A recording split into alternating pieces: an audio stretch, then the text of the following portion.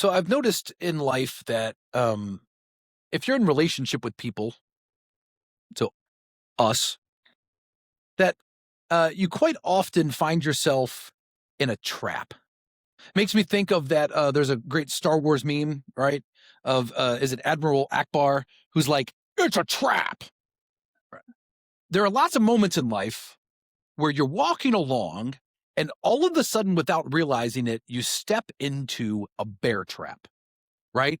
You are stuck in a moment. You are stuck in a place that you did not intend to. And that's because often in our relationships, especially when we're feeling anxious or afraid, we will try to control other people and we will interact with them in a way such that we are trying to get a particular outcome that we desire.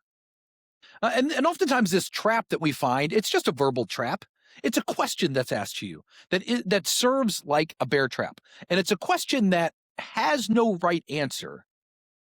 It's not supposed to have a right answer. It's supposed to be a lose-lose question so that however you answer it, the person now has power over you. Take, for instance, this question, which I sort of hate because of what it entails, but it'll get the point there. Take the trope that appears often in media of a wife looking at her husband and saying, "Does this outfit make me look fat?" Right? What? All right. So I hate that question on a lot of different levels, but mainly because what it reveals about our culture. But if that question is asked, what work is that question doing? Right? Because the answer better always be no. But I know what it is to wear clothing that doesn't feel comfortable on me or clothing that doesn't quite look like I expected it to. And if I ask somebody about it and they tell me, they placate me with an answer, it doesn't make me trust them more. This hasn't actually helped the relationship. It's instead set up the scenario where we will tell each other things that we think we want to hear that aren't rooted in truth. And that's how we're going to build our relationship. That's what a trap question does. It's a moment. I'm going to try to get this response from you, but because you are in on the fact it's a trap and there's nothing you can do to escape it, I don't really have to trust the answer.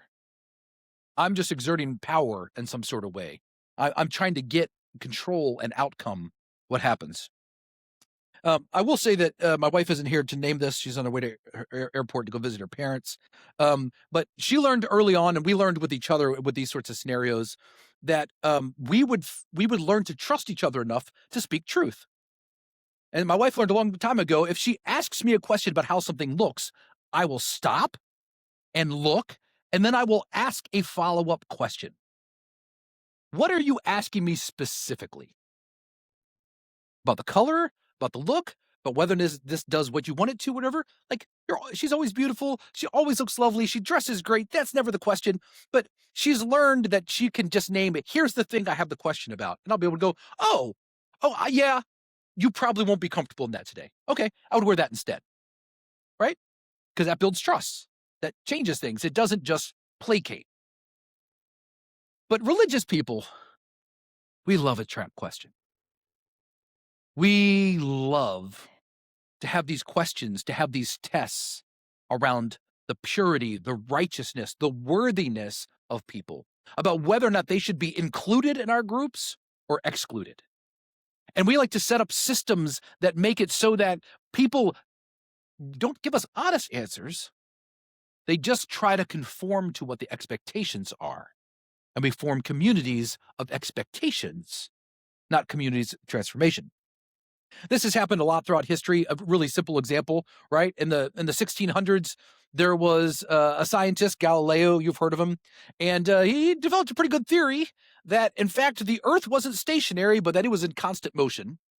That the sun was stationary, and that the universe spun around it. And he offered this, but see, the church had already decided, based on its interpretation of Scripture, that Scripture told us how the universe worked. That's another conversation to have. We can have that some other time. But the church had already decided this, and so he was brought up on trial, and the actual question asked him was, do you deny the church's teaching that the earth is stationary?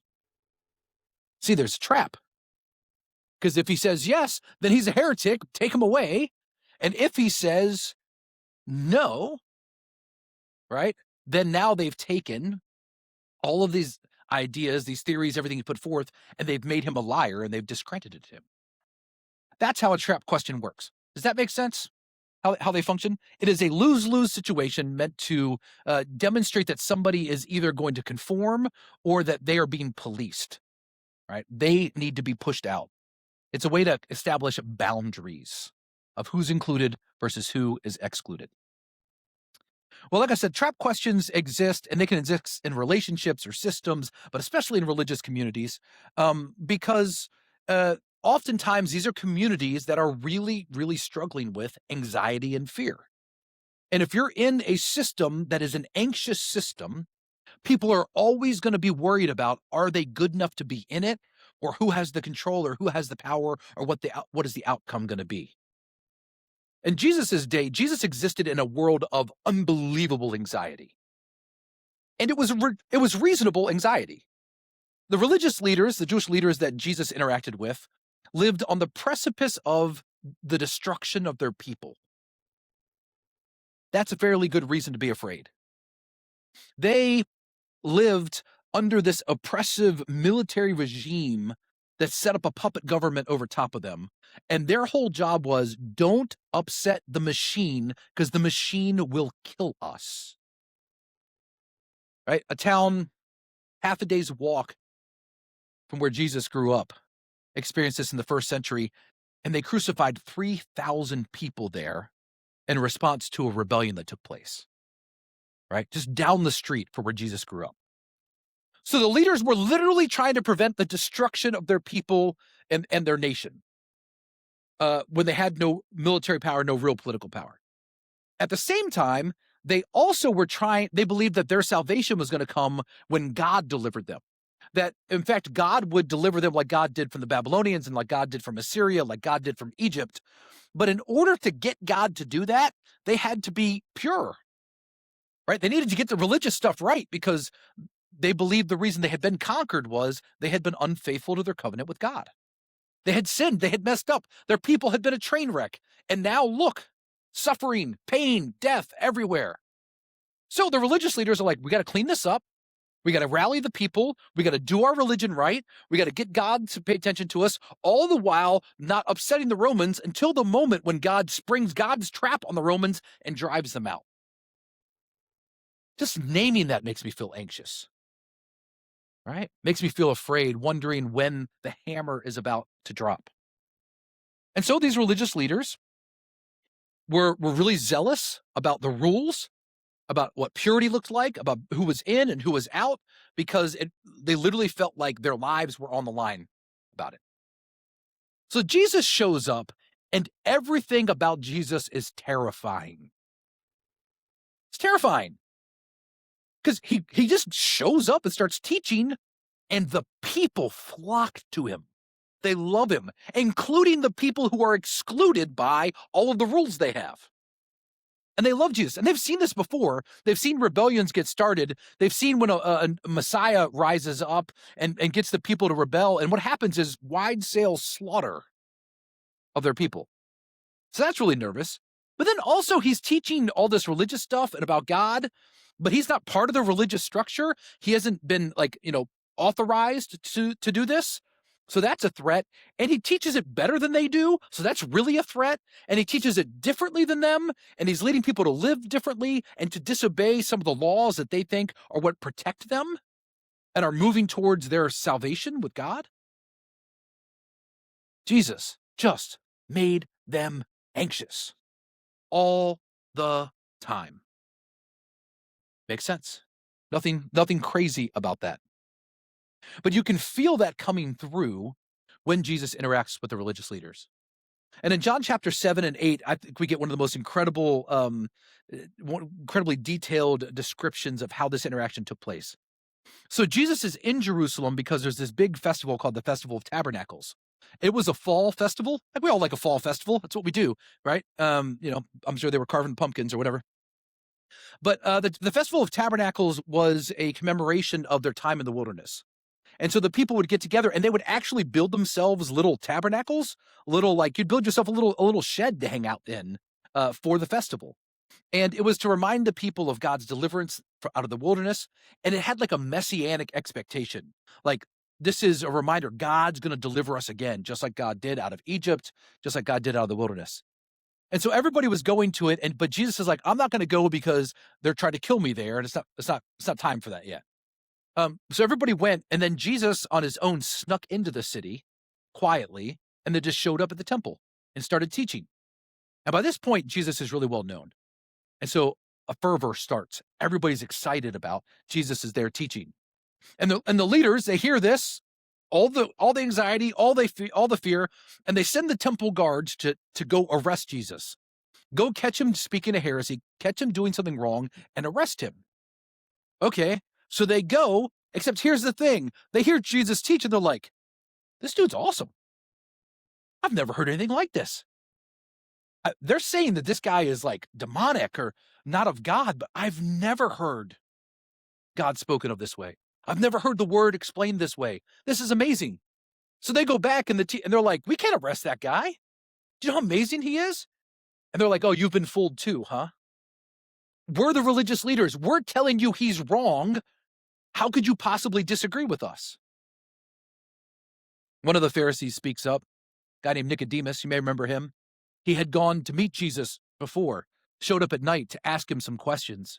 And he speaks up to the other leaders and he's like, do we condemn a man without even speaking to him? Don't we go and speak to him first? And they're like, what, are you from Galilee too? No good things come from there. No prophets.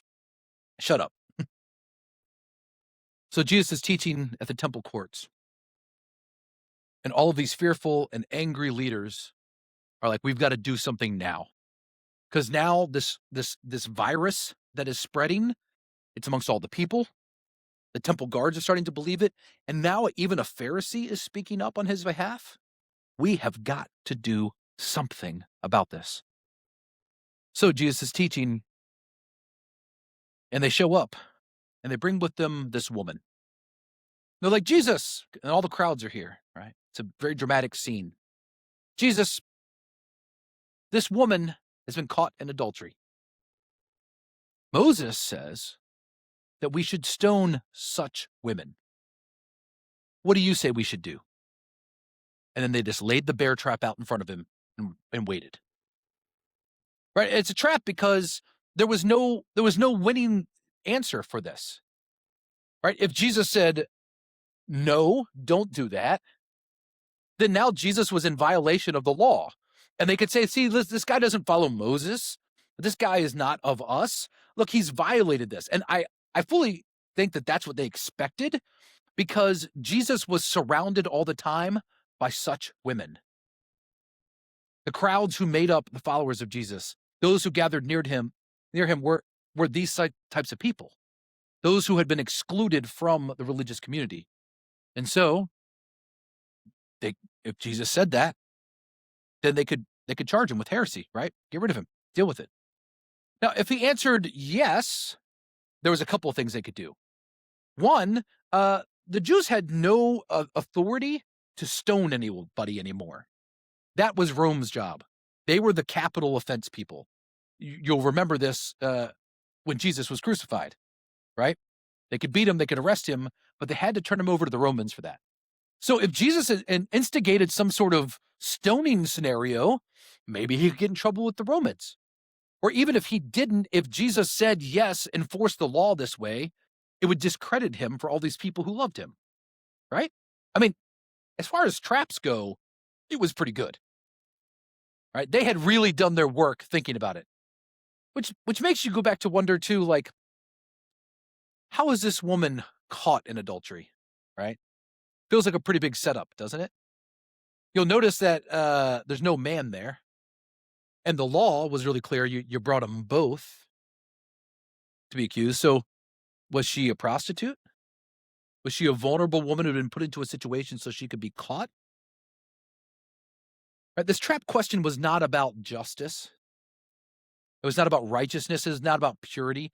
It was strictly about control and coercion and their collective anxiety.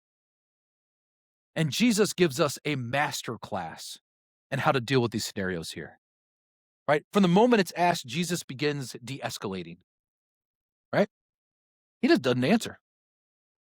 Instead, he just looks down, starts writing in the dirt.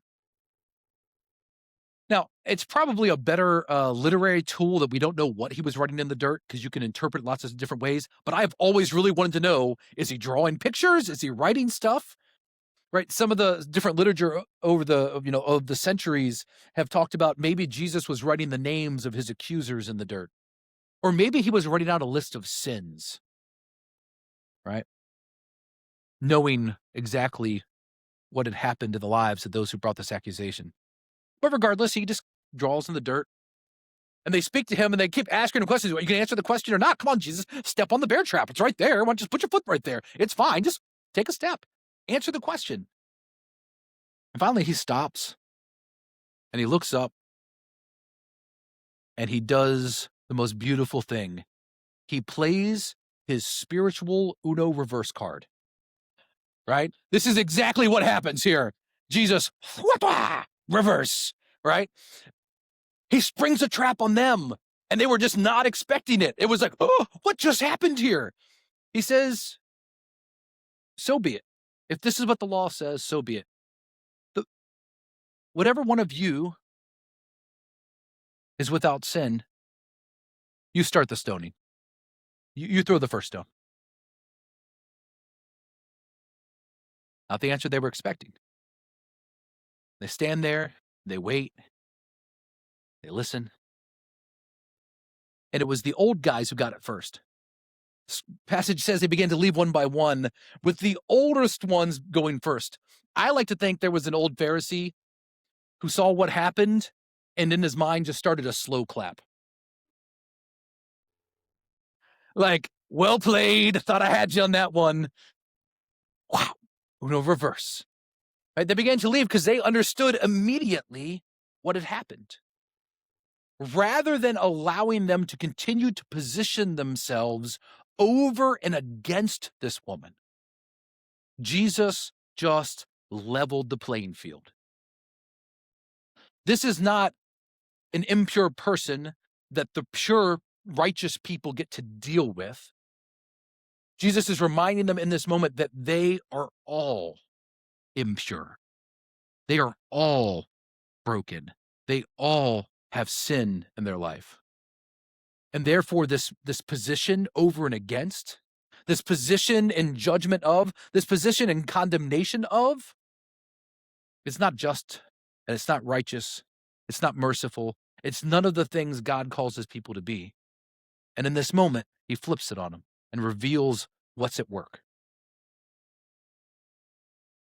And so we get this beautiful story that serves so many things for us as the people of God. Right, throughout this Lenten series, our Lenten series is called Tell Me Something Good, right? We're trying to explore and understand the good news. And today's theme is the good news is right there, rooted in justice, mercy, and faithfulness. And Jesus displays what those words actually mean in this moment. Because we can twist those words to mean what we think they should mean, right? We can twist them to serve our anxious, afraid, coercive purposes. But Jesus just knocks all that down and levels the playing field and reveals in this moment what those things really mean for us. And this story becomes this incredible tool for us to look at our own lives. Matter of fact, I like to think of this story like a mirror. Because when you look in it, you're going to see your own reflection somewhere, or maybe in all the different parts. Right? When you look in this mirror, do you see yourself in the crowd? Maybe? Like just trying to figure out what God is up to and doing, and you're sort of chasing around and wondering like, what's this new thing happening in the world, and what's God going to do? And you're hopeful, and you're attending religious services, and you're longing for God's deliverance, and you're just waiting. Is this the thing, God? Maybe that's where you see yourself. Or maybe like me, you see yourself in the reflection of the religious leaders who are confronted with the ways in which their own anxieties and fears and need for control end up in behaviors that don't honor God, that, in fact, do the opposite work that God's kingdom is looking to do. That maybe you see in yourself that there is this tendency within you um, to participate in the condemnation of others in order to make yourself feel more righteous. That's me. I see that. I see that. I come by that hard. It's in my bones. This desire to elevate, to find my worth over and against another so that I can feel as if I am somehow worthy of God's love. Do you find yourself in the woman, right? The issue wasn't that she was without sin. The issue was those who stood in condemnation of her. And this woman comes face to face with God, and God does not condemn her. Instead, Jesus embraces her, forgives her, and sends her into new life. Woman, you're not condemned, but also there's a different life for you to lead. Go and live that life. So who do you see yourself as in this story? What is it revealing within you about how you want to live and how you understand these concepts of justice and mercy and faithfulness? How is God pulling you into new life in this Lenten season that in your we can experience this resurrected life into something new? As I looked at this mirror this week and thought about this, I recognize that God's work within my life has been to save me and to liberate me from anxious religious systems. I don't know about any of you, but I grew up in a form of Christianity that was very, very concerned that we be better than everyone else. I like to call it white knuckle holiness. We are just going to try harder than everybody else. Nazarenes had a peculiar passion about being called a holiness people. And that meant that they chose better how to live than not just the world, pretty much all the other Christians too. We were known as a people who just got it better than others, which meant that we didn't do any of the things that were clearly outside of the will of God. Things like smoking and drinking or going to the movies, or when my dad was growing up playing face cards. I don't know where that one came from. I'm still not sure. You could play Rook. That was okay because it didn't have face cards. But if you played the same good and it was spades, you were in trouble. I don't know. Um, never underestimate religious people's ability to make stupid stuff up. Right? That is the lesson of history. But I grew up in the system, and it wasn't like I wasn't taught to love God or love Scripture, and I wasn't loved. It was just that there was this anxiety within me that I was probably one bad day away from losing it all and becoming like those people. I was probably a choice, or I was probably just people actually realizing who I was from that revelation away from being cast out. And so how you learn to operate in a system like that is you have a great facade, right? And you get taught this. You look a certain way, you speak a certain way, you act a certain way, especially in public, because we do not want to deal with that shame. And then you go back to being a real person the rest of the week. You and you're always afraid of those people finding out about this or you in this. It was always a joke. There's an old country song that said there's a thin line between Saturday night and Sunday morning, right? That was that tension, that feeling of being discovered. And I was so afraid and anxious in that because I had not yet experienced and did not understand the justice, mercy, and faithfulness of God. I had not yet known grace. And it wasn't until I went to college and this incredible movement of the spirit swept in, and I found myself exposed as I named who I really was in front of 2,000 of my closest friends, um, and discovered in that moment the embrace of God's kingdom rather than the rejection of it, that this became real to me. That I actually understood what God was up to in the world, that I was being delivered and liberated and saved from this anxious, fearful experience of God into the blessed transformation of new life and resurrection. My prayer for you as you think about this and think about this struggle today is that you would be willing to open yourself up to the truth about how you live in relationship to God. Is the thing that is holding you back from growing in your faith, from becoming something new, still this fear that if God really knows you, God is going to reject you? That if you do it wrong, somehow you're going to find yourself outside of the love of God? Are you concerned about how you live in the world and thinking about the church and our mission, that if we don't answer these questions right and get the Bible exactly right and figure out all these things, that somehow then God's going to be done with us and not work through us anymore? That now we aren't going to be participants in whatever it is you think God's doing in the world? Have you just never experienced this kind of embrace